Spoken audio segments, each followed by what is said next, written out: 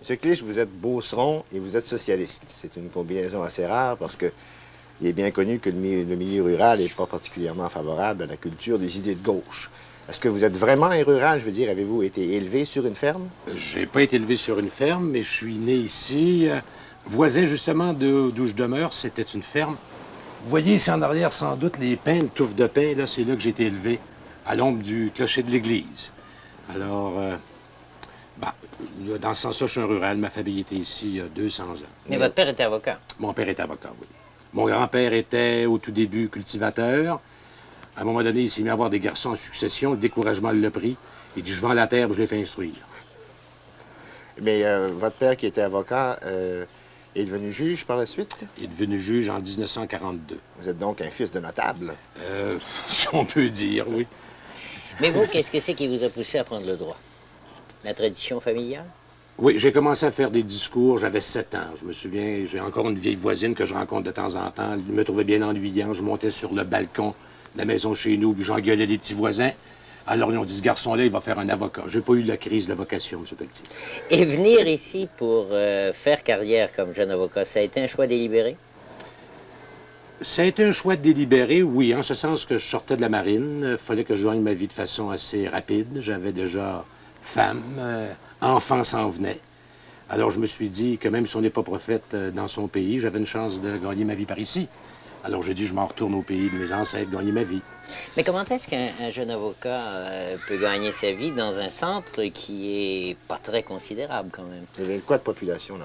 Il y a Saint-Joseph-de-Beauce à 4000 de population, mais Saint-Joseph-de-Beauce, c'est le chef-lieu judiciaire de Beauce, d'Orchester et Frontenac, de sorte que les avocats, nous desservons, nous rendons les services à environ 120 000 de population, alors ça peut faire vivre une dizaine d'avocats, je pense bien. Et jusqu'ici, tous les hommes politiques que nous avons interrogés ont manifesté des signes qu'il y avait dans la famille une tradition politique.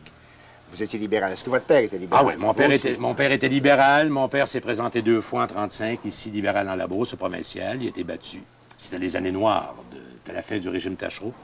En 1939, il s'est fait battre par M. Joe Desbégin dans Dorchester. Alors, chez nous, on a toujours été élevés dans un climat de politique. Je ne dis pas que c'était la raison première de la famille pour vivre et pour penser, mais même à l'occasion des fêtes de famille, au jour de l'an, on parlait, puis on parle encore beaucoup de politique. On est très sensible à ça. Alors, bah, j'ai grandi là-dedans, puis... Mais est-ce que dans l'ensemble de la famille, on avait à peu près les mêmes opinions? Parce que ça aurait pu gâter les partis de famille. C'est-à-dire qu'à l'intérieur de la famille, beaucoup de discussions. On avait là un éventail. Chez mon grand-père, il y avait 11 enfants, 10 gars, une fille. C'était... Alors, vous mettez les 10 gars autour qui discutent, qui ont tous chacun leur idée. Alors, non, il y avait des gens plus à gauche, un peu plus à droite, mais à l'extérieur, officiellement, la famille était libérale.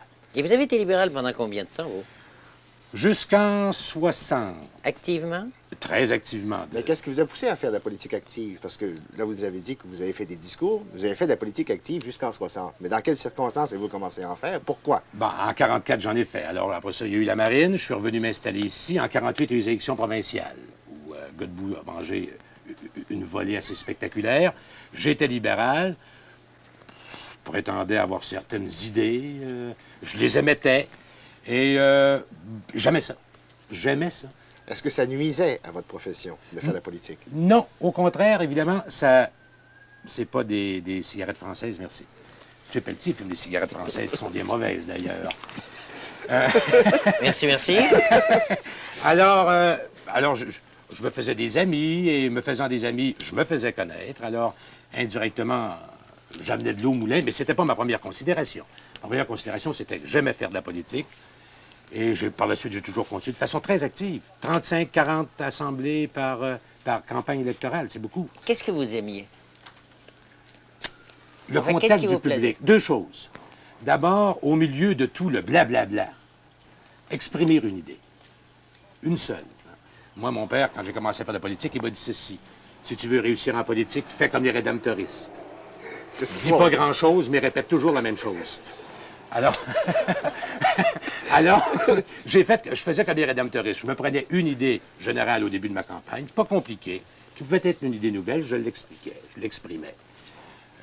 Par exemple, la question d'éducation. J'ai parlé de ça ici dans Beauce pendant 12 ans.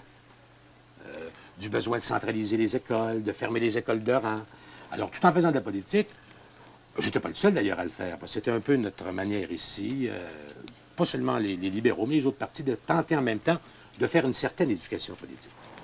Alors, deuxièmement, pour ça, jamais les veiller après, rencontrer les gens, discuter de leurs problèmes, discuter de nos problèmes, les Beaucerons. Les danses après, vers 48, 52. Ça, Petit caribou, petit coup de caribou, vous savez. Ça, c'était les ingrédients nécessaires des campagnes électorales en milieu rural. Ça aide, Ouais. ça cimente l'amitié, même si c'est un liquide assez Fluide. fluide, M. Séguin le savant, et qui s'évapore facilement, n'est-ce pas? Mais est-ce que ça dure, ça? Est-ce que cette façon de faire des élections et de faire de la politique dure encore? Est-ce que c'est encore une occasion de contact avec les gens et de rencontres assez intimes? Oui, mais au lieu, comme on dit, comme je dis, ça se réchauffe. Les gens se réchauffent simplement une quinzaine de jours avant le vote. Avant ça, les campagnes, c'était 1 mois et demi. C'était 1 mois et demi d'assemblée, dans les rangs, de petits comités qu'on appelle, de veillées. Avec la télévision, ça fait tard. Aux belles grandes assemblées d'autrefois où on remplissait une salle, on réchauffait nos gens, on y allait, c'était agréable. Aujourd'hui encore, ça se réchauffe une quinzaine de jours avant le vote. Ça prend plus de temps à... Est-ce qu'il faut dire qu'il faut concentrer la stratégie, alors? Oui, il faut concentrer la stratégie, puis il faut... Mais quoique les gens aiment encore un bon orateur. Les gens aiment encore aller en public, surtout vers la fin des campagnes. Est-ce que vous considérez comme un bon orateur? Mon Dieu. Disons que je fais du bruit quand je parle. Est-ce que c'est J'ai là... ben, j'essaie que ce soit un bruit intelligent. J'ouvre... Enfin, Est-ce qu'ils aiment ça? Mais d'habitude, J'aime ça, oui, je vide pas les salles. d'habitude, on juge ça au bruit que fait l'auditoire après que le type a parlé. Oui, mais disons que... Ils en font pas mal. oui, des fois non. Je suis chanceux, je suis jamais interrompu. Mais j'ai pas tellement d'applaudissements. À la fin, j'essaie d'avoir ma bonne plaque. Je l'ai aussi. Vous avez déjà reçu des œufs pourris? Non, jamais, mais il y a déjà un caillou qui m'est passé pas très loin de la tête à Saint-Nazaire de Dorchester, jamais dans la Beauce. En 1944, Ah bon? lors de la première campagne que je faisais. Racontez-nous ça. Ben, on parlait le soir sur une galerie en plein air à Saint-Nazaire, une paroisse très haute, c'était venteux. Et il y avait une pochette à peu près de 20 ampères. 20 watts? 20 watts, pardon. Toujours le savant qui vient à la rescousse du politicien. C'est vous qui l'avez dit. Alors, un 20 watts, alors, c'était pas gros, hein. Ça fonctionnait avec un dynamo, correct? Probablement. Ben voilà, j'en reprends. Alors, à un moment donné, je me portais à une attaque assez violente sur la personne de M. Bégin. Et je me suis aperçu que, sur le chemin public, là, parce que les gens étaient assez loin de l'estrade, de la galerie, il y a eu un remous, là. Il y avait deux familles assez rivales, un peu genre Montaigu, Capulet. Alors, à un moment donné, plus de lumière, c'était le caillou qui m'était passé à peu près 6 pouces au-dessus de la tête. Alors, ça a été la fin d'une belle envolée oratoire, mais je suis jamais retourné à Saint-Nazaire. Mais j'y retournerai un jour, par exemple. Ça veut dire que vous avez participé à des luttes libérales de façon constante et suivie pendant un assez grand nombre d'années. Quand est-ce que vous avez abandonné le Parti libéral et adopté le NPD? Disons qu'en 60, tiens, j'ai voté NPD, M. Pelletier, c'est-à-dire CCF, en 1942 à Sarnia, Ontario. J'étais allé travailler l'été, alors j'ai toujours eu des idées de gauche, disons, mais il n'y en avait pas dans le Québec. Alors, en 60, après les élections provinciales, je suis devenu un peu plus froid, un peu plus distant. J'ai regardé ça ici d'abord un peu autour de moi dans le comté. J'ai fait certaines considérations. Alors, sur le plan provincial, je suis devenu plus tranquille, plus paisible. Mais ce qui m'a cristallisé, ce qui m'a fait fâcher, c'est lorsque M. Pearson a changé sur la question des armes nucléaires, sa politique. Mais pourtant, vous avez été dans la marine. Oui, Pourquoi mais êtes-vous allé dans la marine? parce que j'avais pas le choix, M. Séguin. J'étais comme bien d'autres, même si la conscription n'existait pas dans le Québec, j'étais conscrit quand même. Alors, je me suis enrôlé comme tout le monde après mon droit en 1944. J'avais été mis à Port du COTC d'ailleurs, je ne peux pas m'enrôler dans l'armée. Pourquoi? Indiscipline générale. On avait déroulé à un moment donné un Union Jack, une salle où on faisait les exercices militaires. Et à un moment donné, un « ouh » formidable s'était fait entendre. Alors le colonel Légaré ne m'aimait pas. J'étais plus grand que les autres. Clich, vous allez aller dans les training centers. Ça veut dire que j'étais à Port du COTC, alors je me suis raccroché après la marine. Mais quelle sorte d'expérience avez-vous eu en marine? Parce que vous êtes pacifiste. Oui, oui, ben dans le temps, écoutez, j'avais 22 ans, 23 ans. Je ne m'étais pas trop questionné là-dessus. Disons que c'était une expérience très enrichissante. J'ai bien aimé cette expérience-là. L'aventure, on pense pas au lendemain. Au tout début, on gagne 1,30 $ par jour, pas de problème pour les placements. Hein, c'est tranquille de ce côté-là. Je veux dire, enfin, l'impôt sur le revenu nous laisse la paix. C'était une belle aventure, enfin. C'était la mer, c'est beau. Mais la Ça fait un pratique peu du poétique. droit... Ah, ça, je en l'avais pleine oublié. mer. Ah, ça, j'avais oublié ça complètement. Je suis devenu un vrai matelot, occupé à prendre les 29 nœuds, puis faire fonctionner le canon, les signaux et tout et tout. Mais quand vous avez pris la décision, là, à la suite, la décision sur les armes nucléaires qui avait été prise par le premier ministre Pearson, c'est-à-dire le chef de l'opposition à ce moment-là, si je me souviens bien, il a été C'est élu ça. quelques mois après, vous avez pris la décision d'opter pour le NPD. Pourquoi le NPD? Parce que depuis plusieurs années, évidemment, j'avais suivi la politique CCF. J'avais connu M. Woodsworth en 1937 sur le train, alors que je descendais dans l'île du Prince-Édouard à prendre l'angle un an.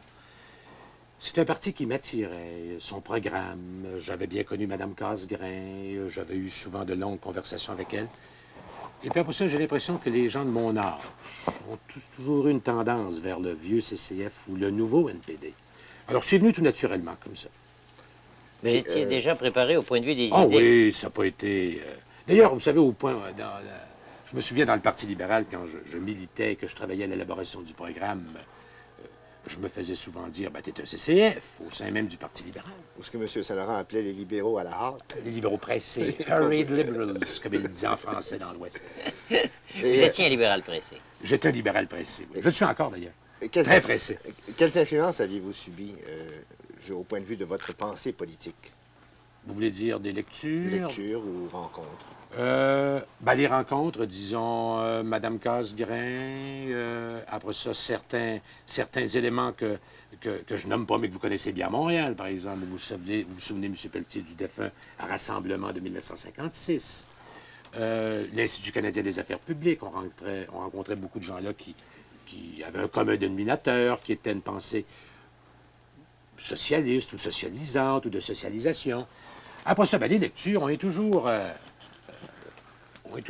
marqués par nos lectures. On va chercher dans nos lectures ce qu'on veut bien aller chercher, ce qui nous va. J'ai été abonné, par exemple, après la guerre à Temps moderne, à Esprit, Cité libre. Je le suis encore, d'ailleurs, M. Pelletier.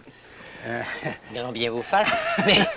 Mais si cette décision-là, pour vous, est une décision qui arrivait, au fond, ensuite logique avec ce que vous aviez été jusque-là, comment a-t-elle été reçue dans le milieu qui est le vôtre ici, dans la Beauce? Au tout début, avec beaucoup de suspicion. Les gens se sont dit, voici un jeune homme qui a guerroyé pendant 16 ans dans les rangs du Parti libéral, où il est fou, où il est vendu, où il y a un truc en dessous de ça, qu'on ne comprend pas. Alors, ben, mes amis qui me connaissaient savaient que j'étais sérieux, que j'étais sincère. Les autres, j'ai pas donné d'explication. J'ai dit les gens jugeront à la suite des événements, verront. Alors, là, ils ont dit, il est pas fou. Ils ont continué sans doute à me prêter bonne confiance de ce côté-là. Ils n'ont pas demandé mon internement nulle part. Quant à un truc, parce que les gens se méfient beaucoup des trucs politiques, vous savez, des patentes, hein, pour faire passer celui-ci ou celui-là, diviser le vote. Alors, on avait peur de ça un peu en 63. On se disait, ça, c'est un truc pour diviser un certain vote et pour faire passer tel candidat. Mais par la suite, quand on a vu là, que j'y allais résolument, que j'y allais de ma personne... Et qu'une fois l'élection passée, vous étiez encore... Et que je continuais ma petite prêche. Alors, ils ont dit, ben, le gars, il est sérieux, il est pas fou. Mais dans quelles circonstances avez-vous accédé à la direction provinciale du parti? Comment ça s'est fait, ça? J'ai été pris en renard. Comment ça? Ben, un jour, ils m'appellent, ils m'ont dit à Montréal, il y a une réunion du conseil exécutif. Alors, il était une douzaine autour de la table. Gérard Picard était malade, devait démissionner. Plus d'hommes, ils ont dit, t'es notre homme, on te nomme. Si tu veux bien accepter, on te laisse 48 heures ou 72 heures pour réfléchir. J'ai dit, j'accepte tout de suite. Mais je pensais que ce serait une petite aventure. C'est en octobre 64. Les libéraux n'étaient pas si mal. La question du drapeau n'était pas arrivée. Enfin, certains événements qui, je ne veux pas faire de politique, là, qui jouent, je pense, en notre faveur, ne jouaient pas. Je me disais, je vais faire une petite guerre tranquille. Et le soir du vote, je me coucherai, j'aurais fait ma part et j'aurais... Ben, c'est pas ça qui est arrivé. On est toujours pris dans son piège, hein, M. Seguin, le jour-là. Mais comment espérez-vous faire triompher les idées de gauche dans un milieu rural, dans votre comté, par exemple? Il n'y aura pas tellement de misère, Pourquoi? je pense. D'abord parce que les ruraux sont assez politisés. Je pense. C'est plus que les gens des villes. Ça, je le dis Ah ouais? sérieusement. Oui, les gens parlent de politique dans les veillées, ils s'intéressent à ce que le député fait. Et deuxièmement, ici, non seulement dans la Beauce, mais dans les comtés ruraux, là, il y a une misère qui existe. Alors, quand les gens ont faim, c'est triste à dire, ils pensent en termes de politique, ils cherchent des solutions. Le phénomène créditiste est là pour le prouver. Mais quand vous parlez de misère dans une région qui nous paraît, nous, extrêmement opulente, qu'est-ce que vous voulez dire au juste? Ouais, En vous chiffres, voyez, là. oui, vous voyez ici, là, par exemple, le long de la vallée, vous avez des vieilles fermes ouvertes depuis 200 ans, du vieux bien qui se passe de père en fils. Les gens sont pas riches, mais les gens vivent bien. Mais montez en arrière, prenez les cantons, là, à 6 000 du bord de la rivière, et là, vous allez voir là, ce que c'est que la misère. Revenu de 1 200 $ et moins par année pour le tiers des agriculteurs de la Beauce. Il y en a 5 500 agriculteurs de la Beauce. Un autre tiers qui gagne de 1 200 à 2 400. Puis l'autre tiers qui gagne de 2 400 en montant, bien, c'est pas brillant. Vivre avec 1 200 pièces par année, avec des enfants comme ça autour de la maison. Mais voulez-vous dire qu'à cause de cette misère en particulier, que vous pouvez arriver à faire triompher des idées socialistes dans un milieu rural? Non, je pense ici, du moins ce que je connais de la région, d'abord, les gens vont peut-être voter pour l'homme, d'abord. S'intéresser à l'homme. Une fois qu'ils sont intéressés à l'homme, par la suite, je pense qu'ils vont s'ouvrir davantage aux idées socialistes. C'est toujours un peu le phénomène, je pense, de l'électeur moyen. Je dis l'électeur moyen, de n'importe quel électeur. On s'intéresse souvent beaucoup plus à un homme d'abord. C'est concret, un homme. On peut y toucher, le graffiner, l'engueuler. Puis après ça, ben, on tombe sur le plan des idées. Alors, c'est comme ça que j'espère. Quels sont vos loisirs? Comment les occupez-vous si vous en reste? Bon, de ce temps-là, j'en ai pas. Hein, disons que tout le monde s'en plaint, Madeleine s'en plaint, les enfants aussi. Est-ce qu'il vous reste même du temps pour votre profession Oui, oui, d'avocat? oui, oui, il faut que je vive. Écoutez un peu. Le chef de parti? Ah oui, mais il n'y a pas de salaire attaché à ça, je vais même vous le dire. Oh non, non, c'est pas payant.